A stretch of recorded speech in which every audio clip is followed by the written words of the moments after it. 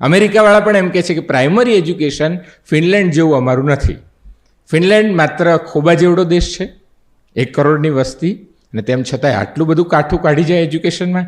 શું કારણ છે? એના એજ્યુકેશન ચાર્ટરમાં એવું લખ્યું છે કે our education policy or our education system is our nation centric. અમારી જે નીતિ છે એ અમારા રાષ્ટ્રને અનુકૂળ છે. અમને જેવા એન્જિનિયર જોઈએ છે એવા અમે બનાવીએ છીએ, અમને જેવા દાક્તરો જોઈએ છે એવા અમે બનાવીએ છીએ. ભારતમાં શું આપણને જોઈએ છે એવા દાક્તરો આપણે બનાવીએ છીએ? જો એવું હોત તો અત્યારે જે છાપામાં આવે છે એવું આપણે ના વાંચતા હોત. આપણને જોઈએ છે એવા એન્જિનિયર્સ આપણે તૈયાર કરી શકીએ છીએ ખરા? એવું નથી થતું. તો એનું કારણ શું છે? તો એનું કારણ એ છે કે આપણે કોઈની ઉછીની સિસ્ટમ છે એને એડોપ્ટ કરીને લઈ આવે અને એને અહીંયા આગળ થોપી દીધી.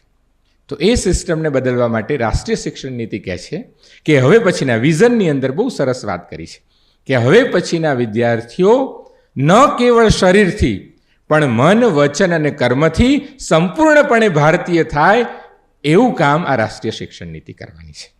મન, વચન અને કર્મથી. તમે જુઓ, આપણે એટલી બધી જે પ્રધાનમંત્રી વાત કરે છે કે આપણી ગુલામીની માનસિકતા કેટલી બધી આપણી એની પર અસર છે, કોલોનિયલ માઇન્ડસેટની, અને આપણા શાસ્ત્રોને કે આપણે પરંપરાઓને કેવી રીતે આપણી સામે રજૂ કરવામાં આવી છે તમે જુઓ. તો એના કારણે આપણે સ્વ જે છે, આપણું સ્વત્વ છે, એને આપણે ધીરે ધીરે ગુમાવ્યું છે.